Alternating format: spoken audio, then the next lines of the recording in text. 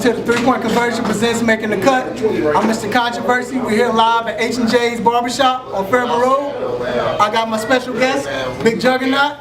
I got my special guest, Big Google, right here. And today's topic is part 2 of the NBA age limit rule. Right here, we're going to kind of discuss as far as how it's affecting the NBA, the NCAA, as far as the player-wise and just the play in itself. Well, you have to think about it like this.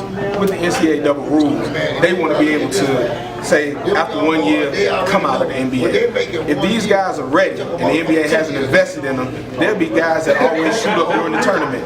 For example, Damian Lillard. Before the tournament, it was like, they ain't gonna know about it. But the tournament, the Final Four, is when everybody comes to shine. That's where the stars are made, right? You have a great tournament, you shooting up in the draft. You gotta think about it. The people that you know now, the names that you know now, they'll be solidified in that tournament. In that tournament, there's going to be one rising star. He's going to be in the top 10. You haven't heard of him yet, but he's coming. When you look at it from how it's affecting the game, just from the perspective of this is 2014. Kenyon Martin was the last collegiate senior NCAA basketball player to be the #1 draft pick. That was in the 2000 draft, NBA draft. So just think, we're now in year 14 since a senior has actually gone #1. So if you think about it, look at Tim Duncan.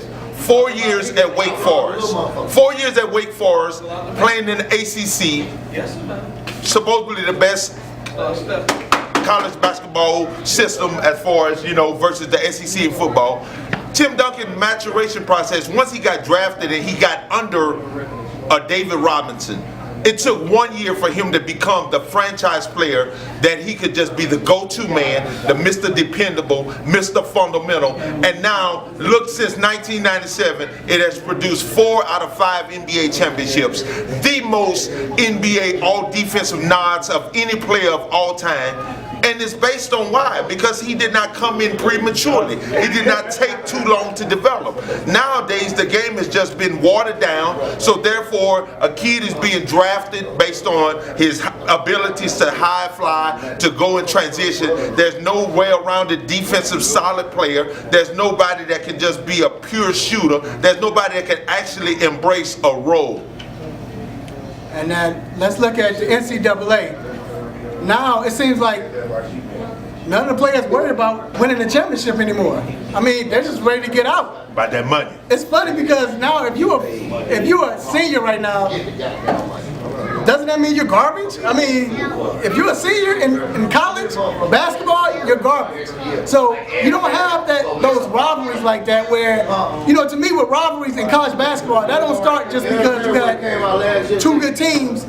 It's because you keep playing each other, you in your 3rd year, or I done seen you, this is the 4th time we done played against each other. I don't like you, I don't like how you all up on me when you guard me, or, you know what I'm saying? And then you look at it from the NBA, like my man was saying, you look at Kenyon Martin, when he came out, he didn't really do anything, So you look at players like, the guy, J.R. Smith. You look at J.R. Smith. I know I picked on him before, but I love picking on him. J.R. Smith come out of high school. He has, skill-wise, he could be a top 10 player skill-wise because he can dribble, he can shoot. But he can't play because he don't have any fundamentals. None. I mean, even with LeBron James. LeBron James is the best player in the game right now, by far. We know that. But yet still, his inability to post up or to know when to take a good shot over somebody that's smaller than him, it's messing everything up for the NBA. Well, it's just a fact. It's not that he can't post up. Clearly, he's shown he can. I mean, and I'm talking about in big games. You want to go 2 years ago against Boston, Eastern Conference Finals, Game 6, when he went off for 45. I mean, he posted KG up, he posted Perkins. It didn't matter who it was, he came with it. So what I'm saying is, but at the same time, the level of competition does not put a demand that I have to do this. Right. In other words, I can go until you stop me from going right. I'll continue to go right. I don't have to show you that I got to fade away because there's nobody playing defense now that says they're making me have to shoot instead of driving all of the time. Remember, Michael Jordan developed the fadeaway because why? The Pistons and the Knicks were saying you're not going to kill us with driving to the goal, dunking on everybody time in and time out. See, and that's what college, the thing is with college, that's what it teaches you to trust that man. Okay, we're playing a zone defense. I have to trust this man right here, he's going to do his part. He's going to be where he needs to be. So I stay right here instead of, hey, let me go ahead, I don't trust him, so let me go ahead and double, or let me go over here and try to steal the ball when, no, just play your role. That's what college does. It teaches you fundamentals. It teaches you how to trust this player, trust in what you're playing, the defense. But like you said, with LeBron, if I know he can't go left, why play him to the left? Why not do that? But no, you scared, you know what, I don't have help defense, or I don't. And I think to me, that's where college is messing everything up as far as that rule. I want to go back to something you said earlier. And I remember you were talking about Tim Duncan. And the one thing I feel about Tim Duncan that was so incredibly lucky, the fact that San Antonio tanked the year before when David Robinson went down just to get Tim Duncan.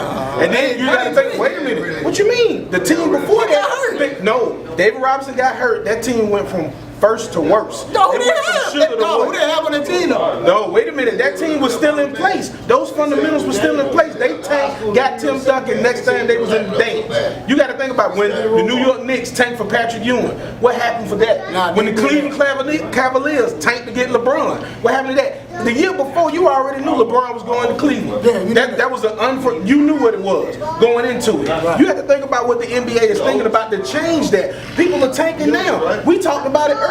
Toronto traded Rudy Gay to tank, but it's the curse of Rudy Gay. The Grizzlies found out too. Once you trade him, your team gets better because there's no ISO ball. You can move the ball around. You have team movement, so the team gets better.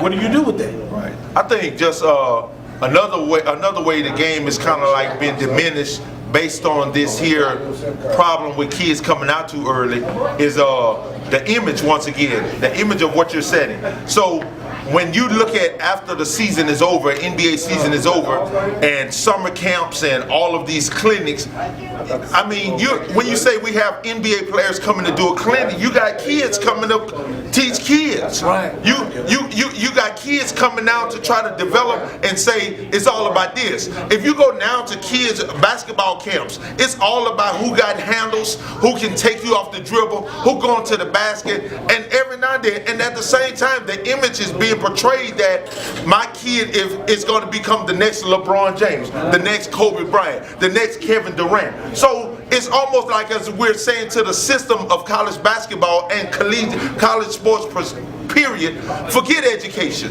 Because now this is another thing. The rule has to change, because when you look at the majors of these players, when the recruit is coming to your house, stop drafting my kid, stop recruiting my child just because you want him for his athletic ability. And so therefore we have a Robert Smith, Ohio State situation of you telling me what I can't major in. Why? Because you want me, is it pimping this? Are you pimping me? What are you coming here for? Because now when I go to shoot my free throws in the NCAA tournament and they say he's 6'9", from such and such city, from such and such state, his major is. Now let's look at that. General studies. Right.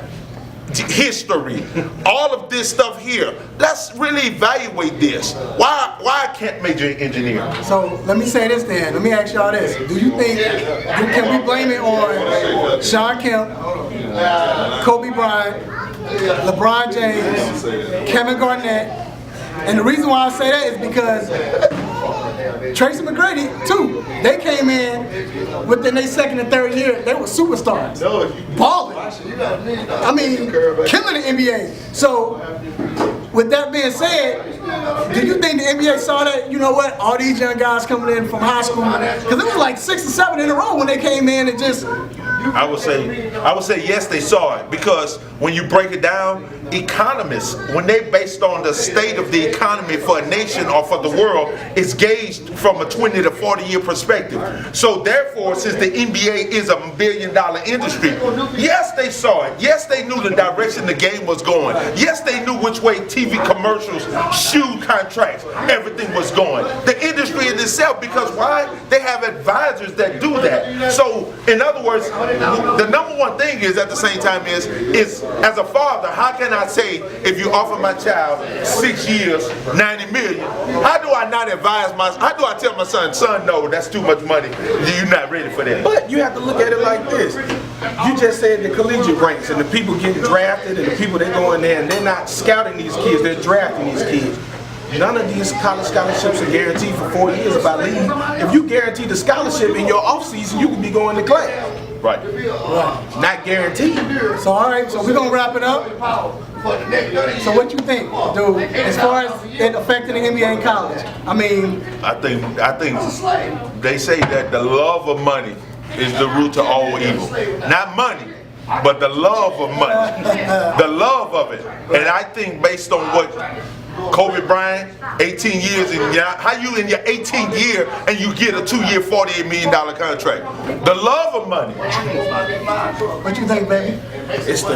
You're right. The love of money is the root of all evil. But who's getting the money? The players are just commodities. You have to look at the people who are really getting the money. These NBA owners that are changing the game for their own benefit. All they have to do is draft right. If they do, they're winning. Difference between Greg Oden and Kevin Durant. That's up. Mr. Stern, please don't get me. I know you don't touch me, but I think David Stern. I mean, that's why people say he a genius. Pimping the league, he got all this money, everything's working. He left. The NBA is at to me, a low. I mean, anytime you got only 4 teams in the East, that's over 500. Right. That's horrible. You know? You can make the playoffs with 37 wins. That's horrible. But again, it's Mr. Controversy. We're here at H&J's Barbershop. It's a 3-point conversion. Presents making the cut. Hey, I want to say thanks to all my fans who view the show. Hey, we're going to be at a barbershop near you. Check us out on Twitter, Google, all of it.